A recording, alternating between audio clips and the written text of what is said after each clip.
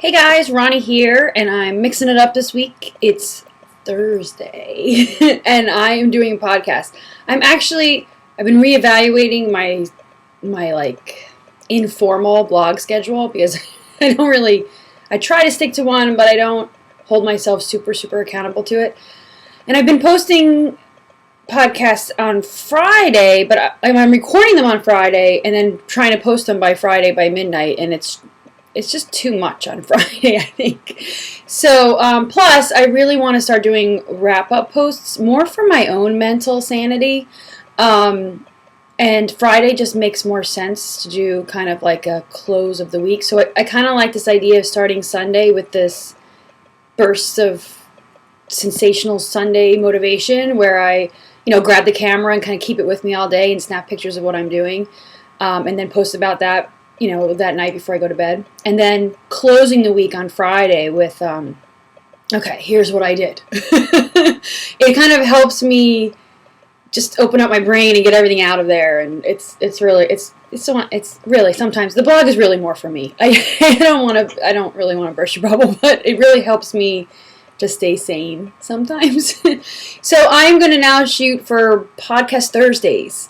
Not that it really makes a difference. People watch them or hear them or listen to them whenever they can. So, just wanted to give you a heads up. Let's see, other news. I'm sitting on my boppy. I'm in my office. I'm trying to really make an effort to have a different work area. So to come here and work versus recording podcasts on the floor in the living room surrounded by a mess.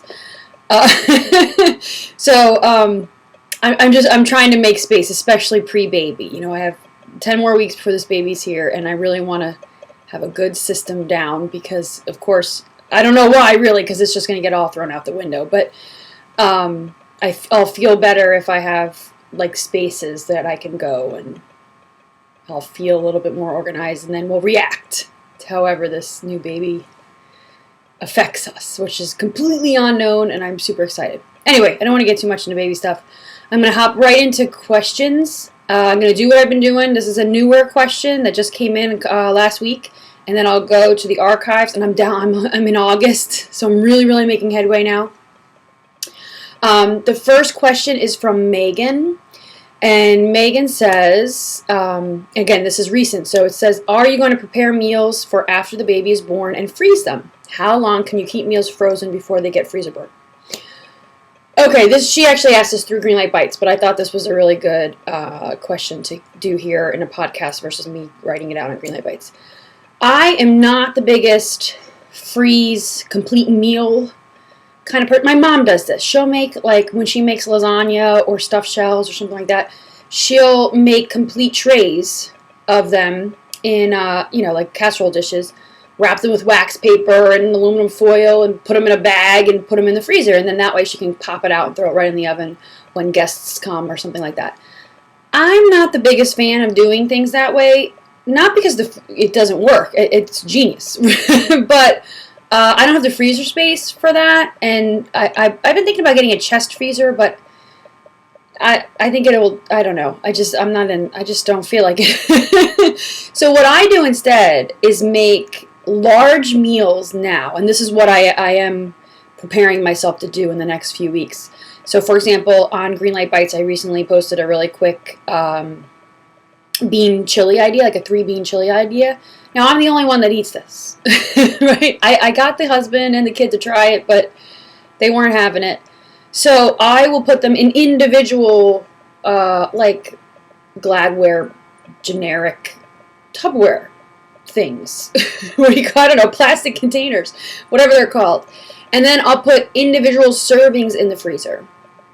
And then that way I can pull it out and pop it in the microwave, whatever, defrost it throughout the day and eat it for lunch or whatever. So I'm a much bigger fan of doing individual portions. It might be because, I don't know, I'm just in that habit from doing it for lunches. Plus, I know that's just a habit I'm in. It works for me. It totally works for me. So I'll take the bean chili. I'll take some leftover pasta. I'll even make little plates up. I'll save those plastic to-go containers you get, the really good ones, like anymore, sometimes I'm surprised. The restaurants are giving away like these really nice plastic with like a seal top on them. For the Chinese restaurants do this. I save all of those. And I'll actually, after dinner, if I make a little extra of something, I'll actually make a whole meal and put it in one of those and throw it right in the freezer.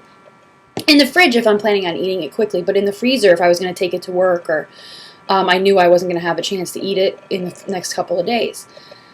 As for your freezing burn question, I'm going to be really honest. I completely disrespect any kind of recommendations on how long something's going to be frozen. And whether or not it has freezer burn. I'm pretty sure I've eaten things that have been freezer burnt. It doesn't bother me. It sounds so bad. I'm just not that picky. But most things I'll have in there in individual serving containers. I've had some things in there for a good 3 months with no problems whatsoever. And I'm talking like chilies and pastas and those kinds of things in those individual things. And I've never, ever, ever had a problem. You know, I don't know. I can't give you. I don't feel comfortable just plucking a number out and telling you, oh, they'll be good in the freezer for X number of months. Like I said, I've done it at least 3 months, if not longer. Sometimes I'll find something and I can't make out what it is, so I'll be looking at like, what is that? Oh, it's soup. And then I'll go back on Green Light Bites and go, oh, I made that in like July, and I'll defrost it and try it, and it's usually not bad. So I just have a really low tolerance when it comes to, I don't know, freezer burning or storing things. In my mind, it's frozen. I know I just don't worry about things growing on it, or, you know, it's more of a quality thing. So I would say, you know, just use your best judgment, I guess. But I don't plan, Megan, I don't plan on doing complete frozen meals. Honestly, I'll have my individual meals. Frankly, we'll probably order in and eat a little bit more when the baby comes, only because the husband will love the fact that he gets to use it for an excuse for a while. I'll try to, you know, of course, when I go into labor is pretty much a variable, but I will try to keep things in stock as that date approaches, more fresh stuff like loaves of bread and cheese and deli meats and that kind of stuff, so we can make sandwiches, breakfast for dinner, like things that are easy that doesn't require kind of a day of cooking, or, you know, but I naturally cook quick and fast in using my pantry, so I'm not too worried about it, because I don't usually cook meals that take hours. I cook meals that take minutes. So, but that's a great question, and I think for people who maybe fear freezing things, to give it a try, and start by doing like an individual serving size. And people can chime into the comments with their approaches to freezing meals. I do know people who do.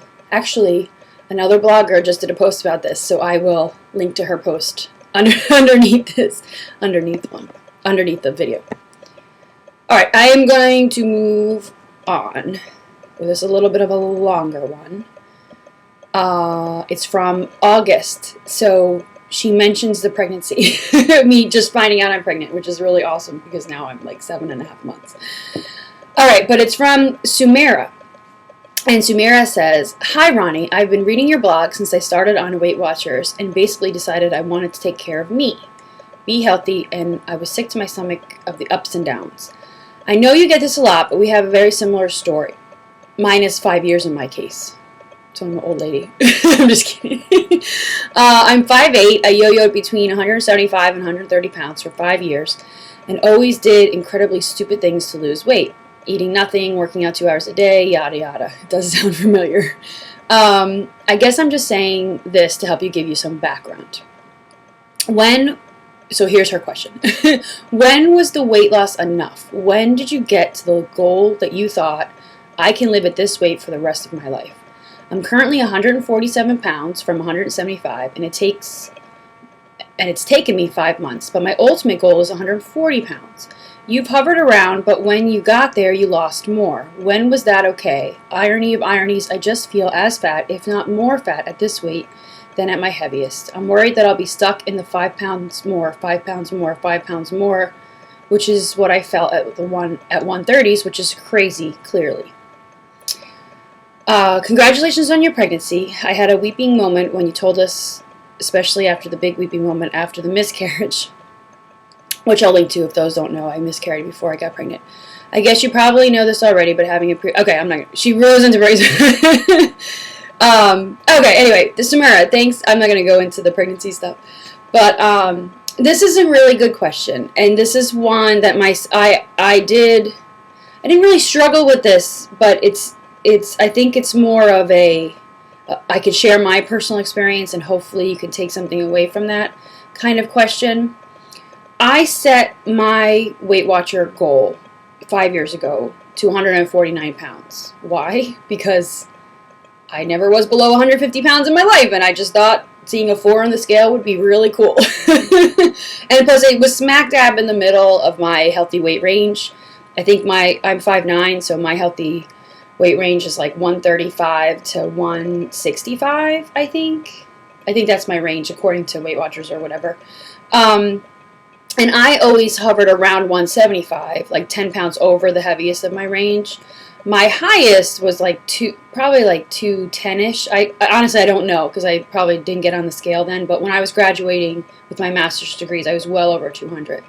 And for me,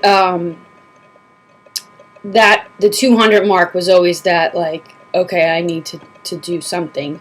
And then I would do something down to the 160-ish, 170-ish, and then I would flutter around there forever, and that was like my yo-yo. And then every once in a while I would starve myself to 150, and that would last like a week before I would be back up. So that was kind of my ranges. And again, numbers are really everyone has different numbers, so don't use my numbers as a way to determine what you should or should not weigh. So for me, I set the goal, and when I hit it, my phone is ringing. Sorry. When I hit it, it was like this. It was weird. It was anticlimactic. I remember even saying to the Weight Watchers person, like, "Where's the balloons? Where's like this confetti from the sky? Like, where's this other, like, isn't the world gonna like bow down to me that I reached my weight loss goal?" And at that point, I was just happy for reaching that number on the scale. I was still in the mentality of having to hit a specific number on the scale. I was definitely happier trying on clothes, and I was I wasn't like totally comfortable in my body. I wasn't going to prance around in a G-string or anything like that, but I remember shopping when I hit my goal weight and trying on dresses and just having this like great feeling of not looking at myself in the mirror with disgust for the first time in a long time. So I'm going to get emotional when I think about that. But I did continue to lose weight. I didn't really try, and that some people get mad at me for saying that. But, I mean, it wasn't like I was like, okay, I reached 149. Now I can reach 140. Now I can reach 135. It wasn't something I was reaching for. I think I was still learning how to balance what I was eating, and I was still counting points, and I was learning maintenance, and the weight just was continuously coming off. I don't know if I was in some kind of zone, but it did. I went down to 135, which was the lowest of my range. I honestly thought it was, once looking back especially, I thought it was a little too low. So I would gain back up to 140, and actually I hovered at 145, give or take 3 or 4 pounds, without craziness, for a good 3 or 4 years. And so that was like where the weight settled in.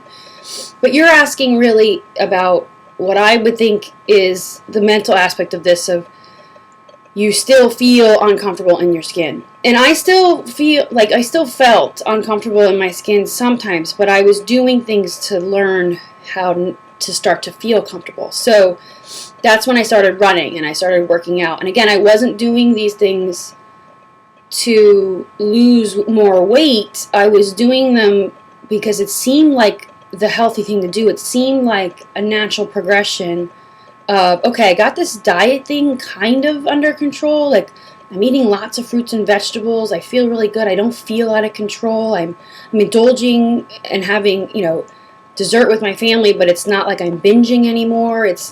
I just felt really in balance, and I was walking, and I had the baby, and then I joined a gym, and it kind of like really just progressed. Like I started to adapt healthier and healthier habits, and the running habit and lifting weights and all that stuff.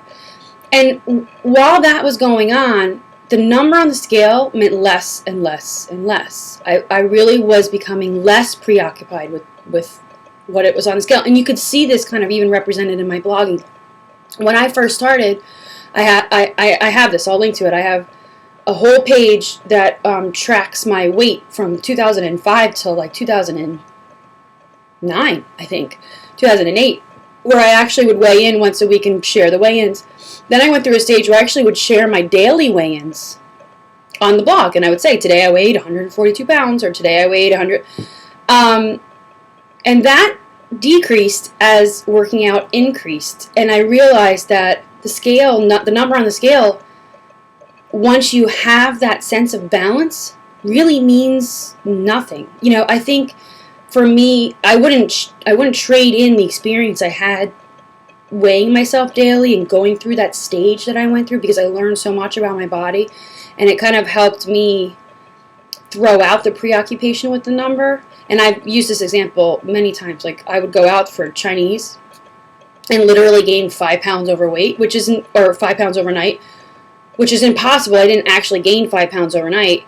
I just, retaining water, I had food in my, whatever. And then I realized, I'm like, dude, the scale, unless you're weighing yourself starving, naked, every day at the same exact time, the scale is it's gonna ebb and flow and be different and whatever, and you have to really look at it with a grain of salt. So, you're really asking when the weight loss was enough for me. I think for me, the weight loss was enough when I did hit that goal, that a healthy weight goal. In Weight Watchers, I hit that goal. Then I still had a little bit of more learning to do, and I think once you do that, so you're smack dab. You were in August, smack dab in the middle of a healthy range for your weight. So if once you're in this stage now, I think you have to slowly start to gravitate away from the scale, because if you don't, you might start to become so preoccupied with it that it becomes counterproductive, and you go down the path of getting upset with yourself, beating yourself up because you didn't lose that last 5 pounds, binging, eating more. Again, I'm just using myself as an example. Like, I could see how if I didn't step away from the preoccupation with the scale, that would be the path that I would end up going down. Do you know what I mean? So, I can't answer, like, I can't tell you when it's enough. Like, you have to find that point of when it's enough. But I would say if you're in a healthy weight, even though you might not feel 100% about your body, and I'm convinced you never will, and you have to come to terms with that, and you have to accept that. Dude, I have cellulite and flabby arms, and you're going to get older, and you're going to get crow's feet and wrinkles, and you're going to get a haircut you don't like too much, and there's always going to be something. There always will be something. You'll never be 100% happy with yourself. So you have to accept who you are, and then start to look at other outlets. So don't look at weight loss as your only outlet. Take up running, find a step class, try something you've never tried before, go hiking with friends on the weekends, take your kids roller skating. Like, just try to do things that isn't about the weight loss. It's about living a healthy, balanced life. Do you know what I mean? So I'm going to move on, because I could talk about this forever and get really emotional about it for some reason. So, all right, so question 3 is from Janice. Janice says, it's a very short, simple question that I can give a lot of personal opinion on again. How do I deal with my carb cravings? It's sick and I feel like crying about this. Okay, Janice. Okay, don't freak out. I know what you mean, because I do get into this. I want to eat everything in sight, and especially when you're married to somebody like me who stocks the pantry with cupcakes and chips and pretzels and carb-loaded everything. When this happens, it's all there, and I can just grab and eat. So, no, I know where you're coming from with this. Again, I'm not a dietitian. I can just share what works for me, and I definitely do feel a difference in my cravings when I start to eat cleaner. And I'm not going to define what clean is. I think it's different for everybody. But for me, it really means kind of staying away from traditional breads, staying away from like just your whites, like your white flour, your white sugar, your white potatoes, and really looking at consuming more protein in lean forms like fish and chicken, and vegetables, and really focusing on those two things. Peanut butter with an apple, hummus and carrot sticks, and things like that, like a handful of nuts and an orange. I don't know. But I really, once I make it through that first day, and it's you got to kind of have that motivation to do it, where, okay, I'm like, you know what, I'm not going to have a slice of pizza today. I'm not going to have a burger on a bun. I'm just going to, I fear calling it a cleanse, because that's not really what it is. It's just really trying to avoid some processed whites for about a 24-hour period. There's a huge difference in my cravings. There's a saying, I always used to saying, like, it takes money to make money. I think it's kind of a weird correlation now that I think about it, but I think when you have carbs, they lead to more carbs. Again, I did the whole Atkins thing, in the early noughties. Is that how you say it? The early 2000s.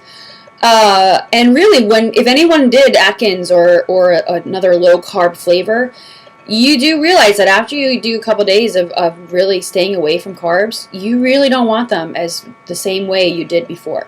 So I really think it's a sit down, bite the bullet, avoid some carbs for a little bit, and kind of get them out of your system. And for me, again, and it's funny, I'm having this conversation about moderation on Green Light Bites, but I don't avoid them altogether. I eat cookies and I have candy and I have sugar, but it's after I get past that hump of feeling out of control with it, then I feel like I can reintroduce a little bit and not feel so out of control. So it's a personal thing, and you kind of have to work with it. But I definitely understand carb cravings, and I really know that when I keep them in check, I definitely don't have as strong of cravings as I normally do. Again, it's just me. It's my experience, but there's definitely, to me, a correlation of eating more carbs and then wanting more carbs. Okay, is this question 4? I think this is question 4. I think. I'm all out of whack now. You'll have to excuse me. I feel like I missed one or something. And now I can't. Oh, sorry. Should be better prepared. Yeah, question 4. 1, 2, 3, 4. No, I missed one. Let me go to, here we go. Sorry, I knew I missed one. It didn't feel right. All right, next question is from Dana. Apologies for the delay. Dana says, so I just sat down after thinking I had a pretty healthy day to tally up my Weight Watcher points. I am not officially on Weight Watchers right now, but have been on and off for 10 years. I just realized how incredibly important it is to write down your food. I ate double my points. Double. And then she has a, I love people who are expressive in emails, because that's how I am. I'm very expressive in emails. I do smileys and little things all the time.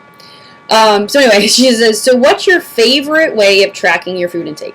I often would put it on a scrap piece of paper, any favorite journals or Word documents. I went shopping for clothes today and fought back tears. Generally, I look for clothing that is cute. Today, I was just trying to find something that will fit. And then she has, wah, which I also, first of all, I know exactly what she's talking about. And again, I love the expression. Then she says, by the way, I ran across your blog about a year ago while looking for tummy tuck pictures. I really love it. I have not been serious about weight loss, but I am now. I'm not only unhealthy, but I'm miserable. Thank you so much for what you do, D. Okay, Dana, food journaling. I'm a huge fan. I did I think, along with starting my blog as an outlet, which I share some of my food journals on, I think food journaling made a huge difference in my success rate on weight loss.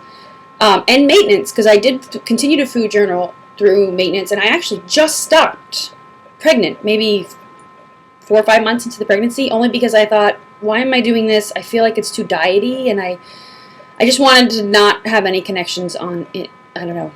I didn't want any pregnancy diet connections.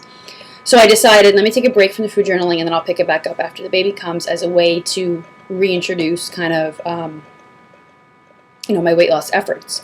So, post-baby. So anyway, my favorite way to food journal has changed over the years.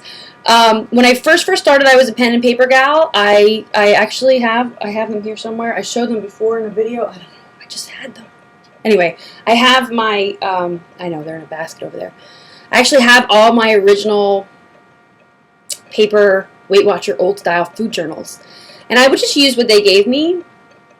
It worked as I was counting points, but an old notebook would have worked just as well. And what I would do is I would, in the morning, write down what I ate for breakfast. And then I would write down what I was planning to eat for dinner.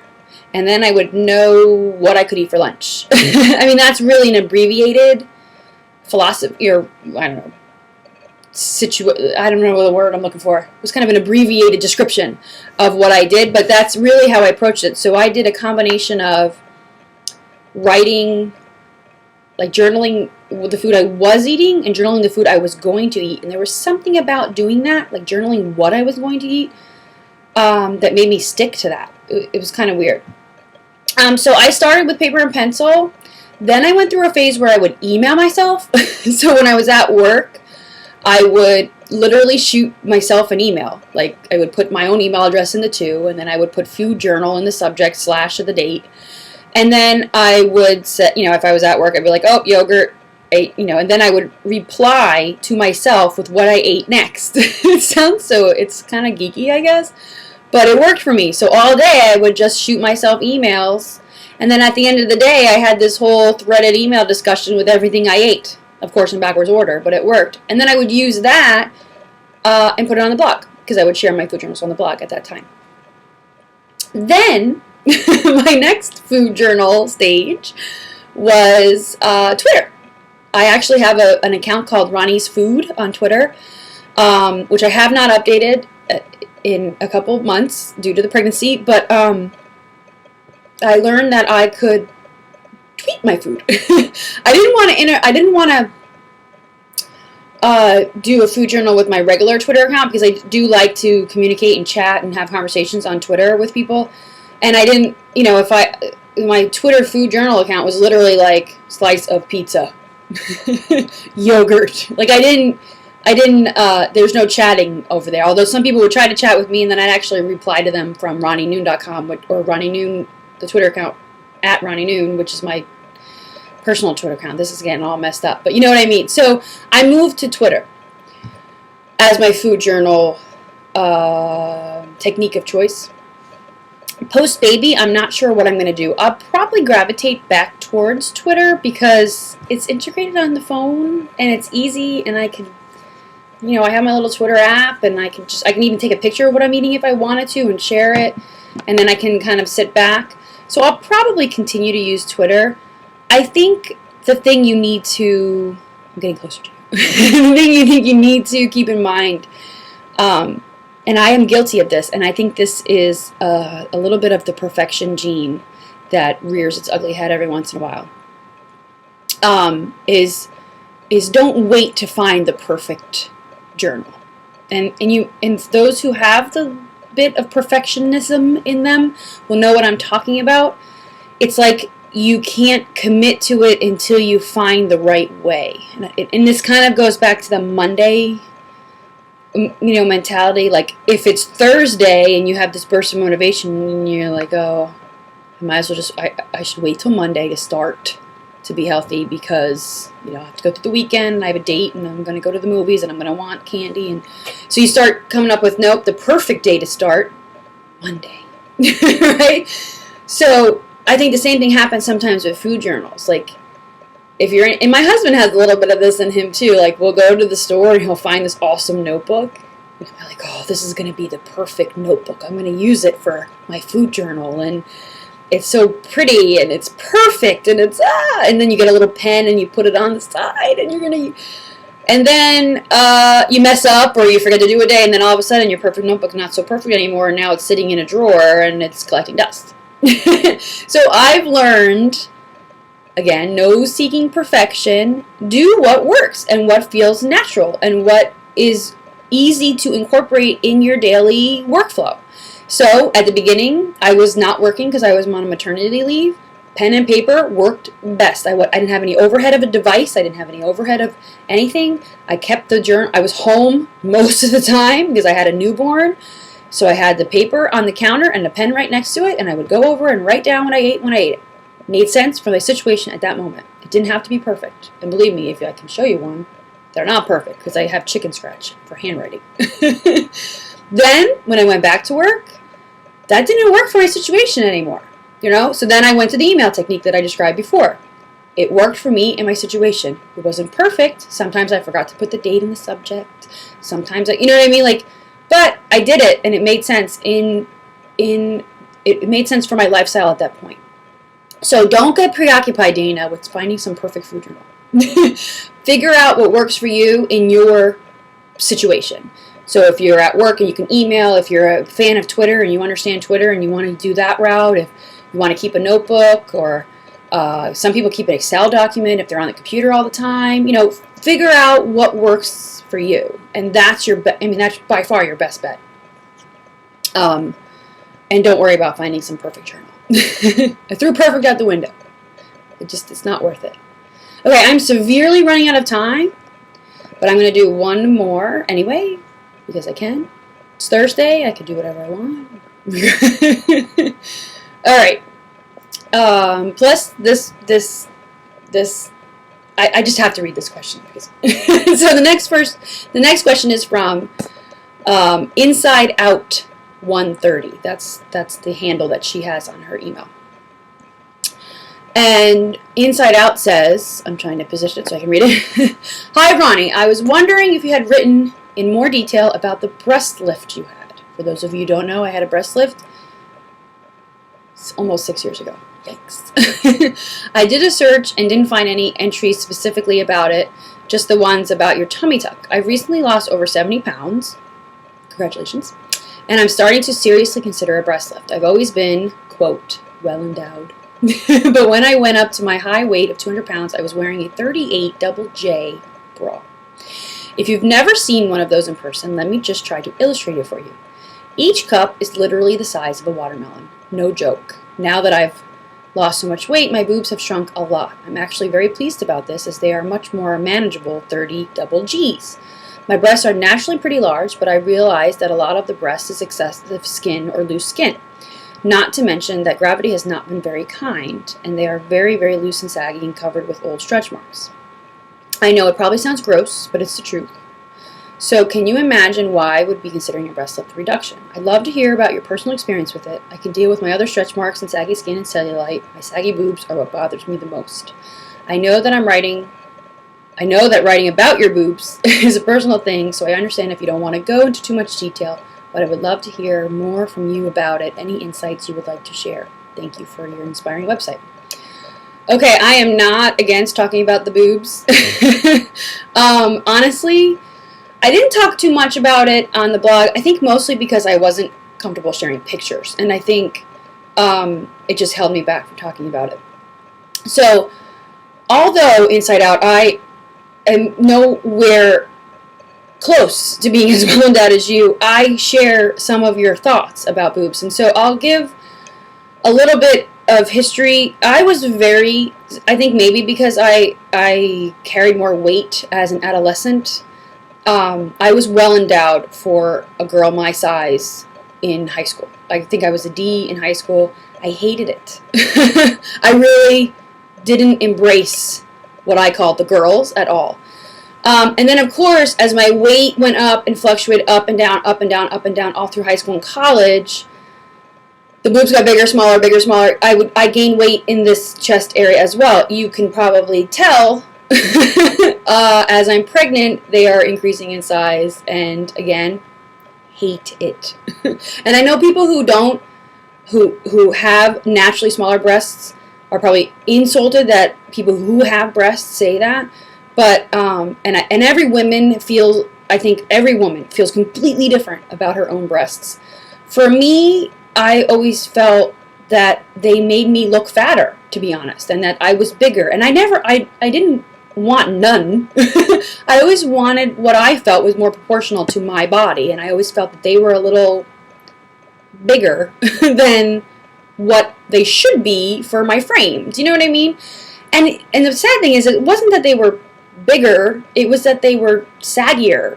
Even in my teens and 20s, I always felt like I'm just not very blessed with elastic skin, let's just say. So after the birth of my first son and nursing and gaining and losing and gaining and losing and then gaining with the pregnancy and then losing, I literally was left with skin, and honestly, I'd be really graphic and share this with you, but nipples that pointed directly down. Like literally I was flat and nipples pointed. I had barely any breast tissue left in comparison to the amount of skin that I had left. And so when I decided to do plastic surgery, which was a really, really personal choice for me, it was not a hard decision for me at all to have the doctor take a look and go, what can you do? I never wanted implants. I don't want to be big. I just wanted to be natural, and I really wanted that skin removed. So the way the breast lift works really is that the way that mine work, they're all, I think, depending on the doctor, they do them differently, but they literally remove the skin underneath, and then they pull it up. So it works. Like, I wish I could do like a demo, but they pull it up. So I mean, really, it's just skin removal. It's nothing more than that. They don't mess with, at least in my case, I didn't need a reduction or anything like that. So they didn't mess with the tissue. They didn't. I didn't put anything in there. no gel packs or whatever they call them anymore. They literally just removed skin and then stitched the skin that was left together, and it raised and I had a more natural boob. So I'm a huge fan. My experience with the surgery was, honestly, it was phenomenal. It really wasn't that expensive. If I remember the percentage compared, it was about half the price of the tummy tuck. Actually, yeah, I think so. I can't remember, to be honest. Don't ask me how much it costs, because I don't know. It ranges. You have to go ask a doctor to give you an estimate. But afterwards, I was very happy. It was minimal discomfort. Healing process was really good, and honestly, I barely can notice the scars in comparison to the tummy tuck, where the scars are very noticeable. The breast lift barely. I don't even. I have to look for them, to be honest, and I'd be digging around looking for them.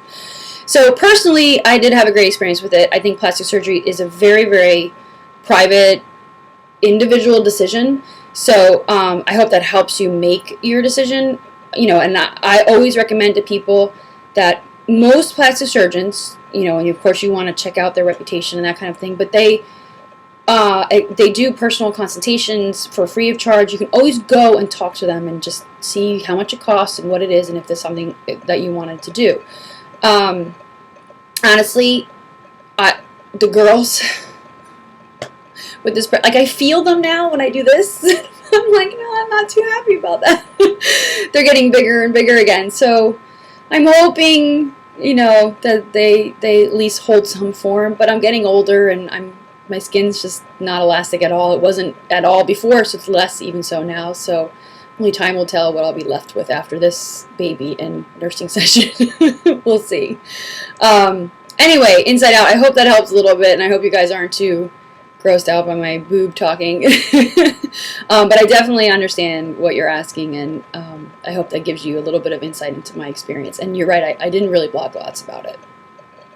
Okay, I have to go because I'm running way over time. So thanks for watching or listening this week, guys, and I will be back next Thursday. All right, I'll talk to you soon. Bye.